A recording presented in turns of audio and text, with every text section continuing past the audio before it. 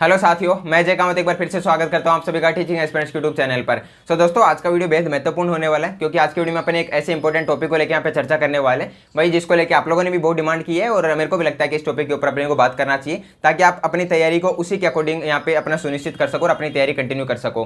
तो देखिए, अपन आज की वीडियो में बात करने वाले हैं 2 से 3 मुद्दों के ऊपर, जिसमें एक तो होगा कि भाई आपका जो अभी जनवरी 2026 में रीट मेंस का एग्जाम होने वाला है, भाई इस एग्जाम का लेवल किस तरीके का रहने वाला है। मतलब कि इस बार आपको पेपर टफ देखने को मिलेगा या एक मॉडरेट देखने को मिलेगा या फिर इजी देखने को मिलेगा। तो अपन एक तो इसको लेके यहाँ पे चर्चा करने वाले हैं। फिर अभी बहुत सारे साथियों के मन में ये सवाल जरूर आ गया होगा कि यार अभी तो पेपर हुआ ही नहीं है, तो आप कैसे आइडिया लगा सकते हो कि पेपर टफ आ रहा है, मॉडरेट आ रहा है या इजी आ रहा है। तो देखिए, यहाँ पे 2-3 चीजें मैटर करती है और उन्हीं को आधार मान के अपन यहाँ पे इस वीडियो में अपना आइडिया लगाएंगे कि भाई पेपर का लेवल किस तरीके का रहने वाला है। साथ ही में अपन बात करेंगे कि जो अभी आप कंटेंट पढ़ रहे हैं, चाहे आप ब्रह्मास्त्र बुक पढ़ रहे होंगे, नाथ पब्लिकेशन, दीनदयाल पब्लिकेशन, कलाम के नोट्स, उत्कर्ष के नोट्स, जहां से भी आप लोग अभी पढ़ रहे हैं, तो वो कंटेंट इस एग्जाम के लेवल के अकॉर्डिंग इनफ है नहीं है। क्योंकि यार इस मुद्दे को लेकर तो भाई आप लोगों ने हर एक वीडियो में कमेंट किया है कि आप हमें ये बता दो कि हम ये बुक पढ़ रहे हैं या फिर ये नोट्स पढ़ रहे हैं, तो ये इनफ है नहीं है। तो अपन एक इसको लेके भी चर्चा करने वाले हैं। एक अपन बात करेंगे कि अगर आपका पेपर का लेवल थोड़ा टफ आ जाता है तो भाई पेपर का लेवल किस तरीके से टफ बनता है, आपको मतलब किस तरीके के वहां पे क्वेश्चन देखने को मिलेंगे, एक अपन इसको लेके भी यहाँ पे चर्चा करने वाले हैं। तो चलिए फिर अभी एक एक करके इन सभी मुद्दों के ऊपर बात कर लेते हैं। तो सबसे पहले तो अपन बात करते हैं कि भाई इस बार आपका पेपर का लेवल किस तरीके का रहने वाला है, पेपर का स्तर किस तरीके का रहने वाला है। तो देखिए, मैं आपको बताना चाहूंगा भाई, अभी मेरे को पर्सनली ऐसा लगता है कि इस बार आपका पेपर का लेवल बहुत अच्छा खासा आपको देखने को मिलेगा। मतलब कि आप ये तो भूल जाना कि इस बार आपका पेपर आसान आने वाला है। आपका आसान तो बिल्कुल नहीं आएगा। मेरे को ऐसा लगता है कि मॉडरेट से टफ की तरफ जाने वाला है। मतलब कि इसमें कुछ क्वेश्चन आपको ऐसे देखने को मिलेंगे जो बहुत ज्यादा टफ होंगे, बाकी कुछ क्वेश्चन ऐसे होंगे भाई जो ठीक ठाक है भी, मतलब मॉडरेट है, ना ज्यादा टफ ना ज्यादा आसान। इस तरीके का आपका यहाँ पे पैटर्न रहने वाला है और आपको तैयारी का लेवल बहुत अच्छा रखना होगा। अब देखिए, अपन कैसे किस तरीके से मैं आइडिया लगा रहा हूँ कि भाई इस बार आपका पेपर का लेवल अच्छा रहने वाला है। यहाँ पे देखिए 2 चीजें मैटर करती है मेनली, बाकी और भी बहुत सारे फैक्टर मैटर करते हैं, बाकी 2 चीजें यहाँ पे मेन है।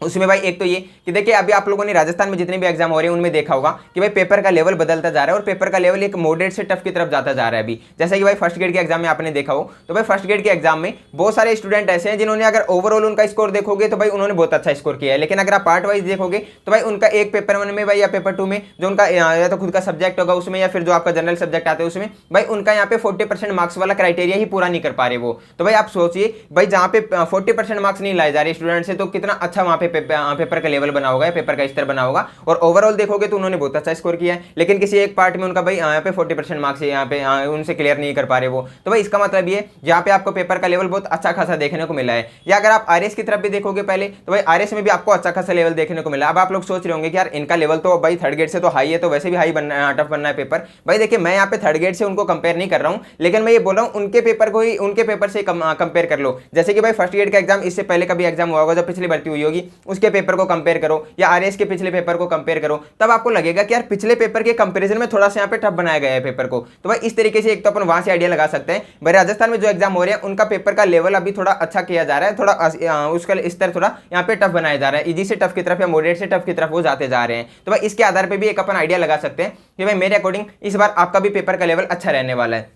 एक तो भाई ये रीजन था। अब देखिए, जो दूसरा रीजन है भाई उसमें मैं अपना पर्सनल ओपिनियन दे रहा हूँ यहाँ पे, बाकी हो सकता है कि भाई ये चीज़ आगे जाके गलत भी साबित हो जाए, हो सकता है पेपर का लेवल आसान भी आ जाए। लेकिन मैं आपको ये बोलूंगा, आप एकदम टफ पेपर के लिए तैयार होकर जाओ। अगर वहाँ पे आसान आता है तो भाई आप तो कर ही दोगे आराम से, बाकी आप एक टफ पेपर के लिए तैयार होकर जाओ। अब उसके पीछे जो सेकंड रीजन वो ये है कि देखिए, आपके सामने इस बार पदों की संख्या बहुत कम देखने को मिली है। अब आप सोच रहे होंगे भाई पदों की संख्या का पेपर के लेवल से क्या मतलब है, क्या मैटर करता है इतना ये चीज़ें, या फिर क्या मतलब है इनका। तो देखिए, मैं आपको बताना चाहूंगा भाई, अब जब पदों की संख्या कम आ रही है तो इसका मतलब है कि भाई पदों की संख्या पिछली भर्ती के कंपैरिजन में अगर आप लोग देखते हो तो भाई बहुत ही ज्यादा कम है। जहां पे भाई पिछली भर्ती में आपके 10 से 12 स्टूडेंट एक सीट के ऊपर फाइट कर रहे थे, वहीं पे भाई अभी आपके यहाँ पे 50 से 60 स्टूडेंट लगभग एक सीट के ऊपर फाइट करने वाले हैं। तो भाई यहाँ पे पदों की संख्या बहुत कम दी है, तो कॉम्पिटिशन बहुत तगड़ा रहने वाला है। अब देखिए, कॉम्पिटिशन अच्छा रहने वाला है, तो भाई अभी अगर पेपर का लेवल पिछली भर्ती की तरह यहाँ पे रखते हैं, लगभग एक मॉडरेट के आसपास में पेपर रखते हैं यहाँ पे, तो भाई आपकी कट ऑफ बहुत ज्यादा बढ़ जाएगी, लगभग भाई 25 से 30 नंबर 40 नंबर भी बढ़ सकती है, इतनी भी आराम से बढ़ सकती है। क्योंकि देखिए, इसमें अगर आप लोग सोचो कि यार इतनी तो नहीं बढ़ेगी, तो मैं आपको बताना चाहूंगा भाई, जब कंपटीशन इतना ज्यादा बढ़ गया है कि जहां पे 10 से 12 स्टूडेंट एक सीट के ऊपर फाइट कर रहे थे, और भाई अभी इस बार अगर आप बात करोगे तो लगभग 60 के आसपास स्टूडेंट एक सीट के ऊपर फाइट कर रहे हैं। जब भाई कंपटीशन इतना बढ़ा है तो भाई कट ऑफ भी इतनी आराम से बढ़ सकती है अगर आपका पेपर का लेवल पिछली भर्ती के जैसा ही आता है तो भाई इसलिए मेरे को लगता है भाई उस कट ऑफ को मैनेज करने के लिए कि भाई कट ऑफ इतनी ज्यादा ना बढ़े कि 30-40 नंबर आपको बढ़ने को देखने को मिल जाए, इतनी ज्यादा कट ऑफ ना बढ़े, उसको मैनेज करने के लिए वो पेपर का स्तर थोड़ा अच्छा रखने वाले, ताकि पिछली भर्ती के इर्द गिर्द ही आपकी इस बार की भी कट ऑफ रहे, भाई 5-10 नंबर 10-12 नंबर बढ़ जाए तो उसकी कोई ज़्यादा दिक्कत भी नहीं होती इतनी, तो भाई आपके हर भर्ती में बढ़ती जाती है इतनी। तो इसलिए भाई वो पेपर के लेवल को मैनेज कट ऑफ को मैनेज करने के लिए आपके पेपर के स्तर को थोड़ा यहाँ पे हाई करने वाले, ये मेरा पर्सनल ओपिनियन है। हो सकता है कि भाई बाद में आपको ऐसा नहीं देखने को मिले, लेकिन मुझे पर्सनली ऐसा लगता है भाई ये भी एक आपकी वजह होगी कि जिस वजह से आपके पेपर के स्तर को थोड़ा अच्छा रखा जाएगा। अब देखिए यही चीज़ अगर आप लोग देखें तो भाई आपने फर्स्ट ग्रेड में भी सेम इसी तरीके से एक चीज़ देखी होगी। भाई इस बार आपका फर्स्ट ग्रेड में लगभग आई थिंक 2000 के आसपास में सीटें आई थी जितना मुझे याद है। तो भाई अभी वहाँ पे सीटों की संख्या कम थी, पदों की संख्या कम थी, भाई पेपर का लेवल अच्छा आया है और अभी आधे से ज़्यादा स्टूडेंट तो भाई जो 40% मार्क्स वाला क्राइटेरिया है उसी को यहाँ पे क्लियर नहीं कर पा रहे हैं। तो वो किस तरीके से बोलेंगे कि यार आपने पदों की संख्या कम दी इसलिए हमारा वहाँ पे नहीं हुआ, ये कट ऑफ ज़्यादा हाई चली गई। कट ऑफ भाई ज़्यादा हाई नहीं जाएगी, फर्स्ट ग्रेड में भी पिछले भर्ती के कंपेरिजन में ऐसा नहीं देखने को मिलेगा कि भाई बहुत ज़्यादा हाई मिल जाए। बाकी पदों की संख्या तो बहुत कम थी, लेकिन वहाँ पे भी आपको कट ऑफ में कोई ज्यादा उछाल नहीं देखने को मिलेगा। वो इसलिए क्योंकि यहाँ पे 40% मार्क्स वाला क्राइटेरिया ही पूरा नहीं किया जा रहा। इसलिए मैं आपको बोलूंगा कि भाई आप अच्छे लेवल की तैयारी करके जाएं, क्योंकि पदों की संख्या कम आ रही है, पेपर का स्तर अच्छा बनाया जाएगा। साथ ही में भाई एक अभी आपने देखा होगा राजस्थान में हर एक एग्जाम के लेवल का स्तर, हर एक एग्जाम का स्तर थोड़ा अच्छा किया जा रहा है। तो मेरे को ऐसा लगता है कि आपका थर्ड ग्रेड में भी भाई एग्जाम का स्तर थोड़ा अच्छा किया जाएगा। इसलिए भाई मेरी तो आपको यही राय होगी कि आप अपने तैयारी को एक अच्छे स्तर की करके जाएं, ताकि अगर पेपर थोड़ा टफ भी आता है तो भी आप अपने वहाँ पे अच्छे खासे क्वेश्चन सही करके आए। बाकी अगर आप लोग नॉर्मल पढ़ के जाओगे तो भाई नॉर्मल तैयारी तो हर एक एस्पिरेंट ही करके जाता है, और सिलेक्शन उन्हीं का होता है जो एक अच्छे लेवल की तैयारी करके जाते हैं। अब देखिए अगर आप लोगों के मन में सवाल आ रहा होगा कि यार पेपर का लेवल किस तरीके से टफ बनाया जाता है, तो उसके बारे में भी मैं यहाँ पे 1 मिनट के लिए चर्चा करना चाहूंगा कि देखिए पेपर का लेवल टफ इस तरीके से बनाया जाएगा। एक तो आपको वहाँ पे क्वेश्चंस का पैटर्न आपको अलग ही तरीके का देखने को मिलेगा, जैसे कि अभी बहुत सारे एग्जामों में तो आपने ऑलरेडी देख भी लिया होगा ये चीजें। एक तो भाई आपका वहाँ पे क्वेश्चन आएगा, भाई क्वेश्चन इस तरीके से देंगे कि भाई जैसे मिलान चिन्ह करवाएंगे। जैसे कि मैं एकदम इजी एग्जाम्पल लेता हूँ एक बार के लिए। भाई इधर आपको यहाँ पे 4 आपको दुर्ग दे दिए, एक आपका आ गया मेहरानगढ़ दुर्ग आ गया, एक चित्तौड़गढ़ दुर्ग आ गया, एक आमेर दुर्ग आ गया और एक रणथंभौर दुर्ग आ गया। 4 आपके सामने ऑप्शन आ गए। इधर आपको 4 जिले दे देंगे और मिलान करो कि भाई कौन सा जिले में कौन सा ये दुर्ग है। अब देखिए वैसे ही मैंने बहुत ईजी एग्जाम्पल लिया क्योंकि सबको पता है कौन कौन से दुर्ग है कौन से जिले में, लेकिन मैंने बिल्कुल ईजी एग्जाम्पल लिया, वो थोड़ा टफ ले लेंगे वहां पे। अब इस तरीके से मिलान करवाते हैं। अब यहाँ पे पेपर का लेवल थोड़ा टफ किस तरीके से बना है, यहाँ पे भाई एग्जामिनर आपसे केवल एक क्वेश्चन नहीं पूछ रहा। अगर आप सही करोगे तो आपका केवल एक क्वेश्चन सही हो रहा है, लेकिन एग्जामिनर आपसे यहाँ पे एक ही क्वेश्चन में आपसे 4 क्वेश्चन पूछ लिए। उसने किस तरीके से, उसने ये भी पूछ लिया कि आपका चित्तौड़गढ़ का दुर्ग भाई कौन से जिले में स्थित है, उसने ये भी पूछ लिया कि भाई आमेर दुर्ग कौन से जिले में स्थित है, उसने ये भी पूछ लिया रणथंभौर कहाँ पे स्थित है, उसने ये भी पूछ लिया कि भाई मेहरानगढ़ दुर्ग किस जिले में स्थित है। तो उसने एक ही क्वेश्चन में आपसे 4 क्वेश्चन पूछ लिए। अब आपको ये तो भाई बिल्कुल ईजी एग्जाम्पल लिया तो आपको पता होगा, या फिर आप ये मान के चलो उसने भाई यहाँ पे 4 अपने दे दिए, भाई चित्रकार दे दिए उसने 4। अब भाई 4 चित्रकार दे दिए और ऐसे चित्रकार दिए भाई जो बहुत मतलब आपने ज्यादा यहाँ पे नहीं पढ़ा होगा। भाई उसने 4 चित्रकारों के नाम दे दिए और फिर उसने पूछ लिया भाई कौन सा चित्रकार कौन सी चित्र शैली से संबंधित है। अब देखिए ये तो भाई दुर्ग तो सबको पता होते हैं, लेकिन इतने सारे चित्रकार याद करना भाई एक तरीके से बहुत ज्यादा टफ काम होता है। और उन चित्रकारों में हो सकता है आपने भाई 2 चित्रकार पढ़े हों लेकिन 2 चित्रकार नहीं पढ़े होंगे। अगर भाई आपने 2 चित्रकार भी नहीं पढ़े तो आपके 50% चांसेज हो जाते हैं कि आपको क्वेश्चन गलत हो सकता है, बाकी 50% आप उस क्वेश्चन को सही करके भी आ सकते हो। इस तरीके से भाई पेपर के लेवल को थोड़ा टफ बनाया जा सकता है एक तो।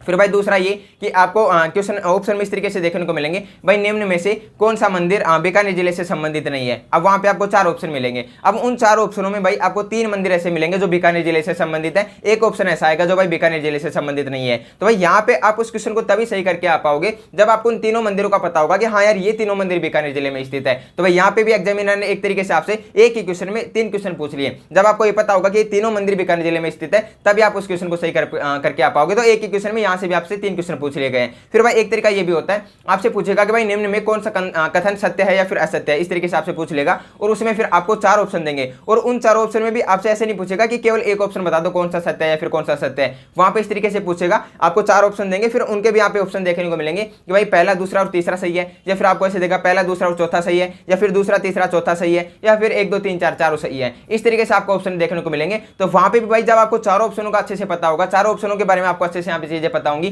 तभी आप उस क्वेश्चन को भी सही करके आ पाओगे। तो भाई इस तरीके से भी पेपर के लेवल को टफ बनाया जा सकता है। या फिर भाई एक आपका जो चौथा तरीका आता है पेपर के लेवल को टफ बनाना, वो आता है भाई क्वेश्चन को डीपली पूछ ले। मतलब कि जैसे आपने भाई मेवाड़ का इतिहास पढ़ा होगा, अब आप मेवाड़ के इतिहास में मेन राजाओं का अपन ज्यादा अच्छे से पढ़ते हैं वहां पे, कि जिसमें भाई अपने महाराणा प्रताप हो गए, राणा कुंभा हो गए, राणा सांगा हो गए, इसके अलावा भाई अपने रतन सिंह हो गए, जहाँ पे भाई अपने चित्तौड़गढ़ में साका और जौहर हुए थे, तो भाई वहां पे उनको पढ़ लिया। इसी तरीके से आप मेन राजाओं को पढ़ते हो। लेकिन वहां पे अगर पेपर को डीप बनाता है, पेपर को टफ बनाता है, तो वहां से आपसे डीपली क्वेश्चन पूछेगा और भाई ऐसे शासकों से क्वेश्चन आएंगे भाई जिनका इतिहास में ज्यादा योगदान नहीं रहा, उनको भाई कोचिंगों में भी ज्यादा नहीं पढ़ाया गया और बुकों में भी उनके बारे में ज्यादा नहीं दिया गया, वहां से आप लोगों से वो क्वेश्चन पूछ लेंगे, क्योंकि अपन पढ़ते टाइम पे उनको इग्नोर किया होगा कि यार ये राजा तो भाई एकदम इतने इंपॉर्टेंट नहीं है, तो इनको तो अपन छोड़ देते हैं, और वो वहीं से क्वेश्चन पूछ लेगा। तो भाई पेपर के लेवल को इन 3-4 तरीकों से टफ बनाया जा सकता है, और मेरे को ऐसा लगता है कि भाई इस बार ऐसा ही होने वाला है, तो आपको अपनी तैयारी का लेवल अच्छा रखना चाहिए।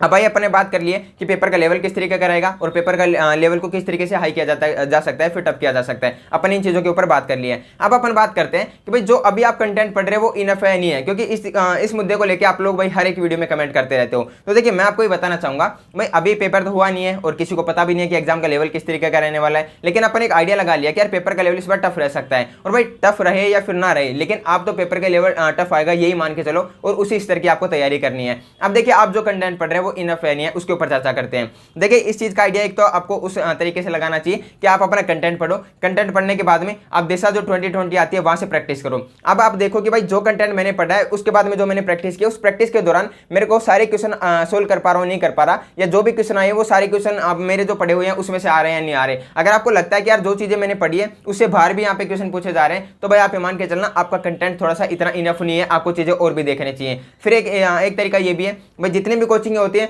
हर एक कोचिंग के यहाँ पे टेस्ट सीरीज दो।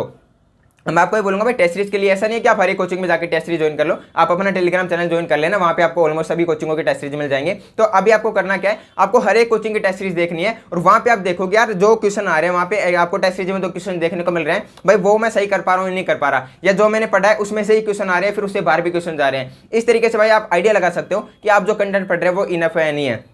अब भाई आप आइडिया तो लगा लेंगे, और भाई हो सकता है बहुत सारे साथियों के सामने ऐसी समस्याएं देखने को मिलेंगी कि यार जो मैंने पढ़ा है उससे तो बाहर भी क्वेश्चन जा रहे हैं। तो भाई उनको मैं ये बोलूंगा कि अभी आप ऐसा मत करना कि यार आपने आदि मान के चलो आप ब्रह्मास्त्र बुक पढ़ रहे हो, और ब्रह्मास्त्र बुक से मैं ऐसा नहीं बोला कि भाई बाहर जा रहे हैं, मैं एक एग्जाम्पल ले रहा हूँ एक बार के लिए। मान के चलो आपने ब्रह्मास्त्र बुक पढ़ रहे हो आप, और ब्रह्मास्त्र बुक आपने आदि पढ़ ली, और आप जब भी क्वेश्चन सोल्व कर रहे हो अब आपको लग रहा है कि यार इससे तो बाहर क्वेश्चन जा रहे हैं, तो अब आपको ऐसा नहीं करना कि आप बीच में उसको छोड़ दो और बीच में फिर कोई नई बुक लेके आ जाओ। आपको ये गलती बिल्कुल भी नहीं करनी है। आप अभी जो भी कंटेंट पढ़ रहे हैं, चाहे आप उत्कर्ष के नोट्स पढ़ रहे हो, चाहे आप कलाम के नोट्स पढ़ रहे हो, या आप ब्रह्मास्त्र बुक पढ़ रहे हो, दीनदयाल नाथ जो भी आप पढ़ रहे हो, आपको उस बुक को कंप्लीट करना है, उस बुक को अच्छे से कंप्लीट करो, उसका एक आपको कम से कम 2 से 3 बार रिवीजन भी करना है, और उसी के साथ में जब आपकी वो बुक कंप्लीट हो जाए उसी के साथ में फिर आपको एक नई बुक या नए नोट्स ऐड करके चल सकते हो। लेकिन आप जो भी कंटेंट पढ़ रहे हो उसको बीच में नहीं छोड़ना है, आपको उसको कंप्लीट करना है, उसके बाद में ही आपको कोई नई बुक या नए नोट्सों की तरफ जाना है, बाकी पहले आपको इसी बुक को कंप्लीट करना है। तो इस तरीके से आपको अपने कंटेंट का आइडिया लगाना कि इनफ है नहीं है, और आपको किस तरीके से चेंज करना है मैंने वो भी बता दिया कि पहले आप जो पढ़ रहे हो उसी को कंप्लीट करो, उसके बाद में आप कोई नई चीज की तरफ या नए कंटेंट की तरफ जा सकते हो।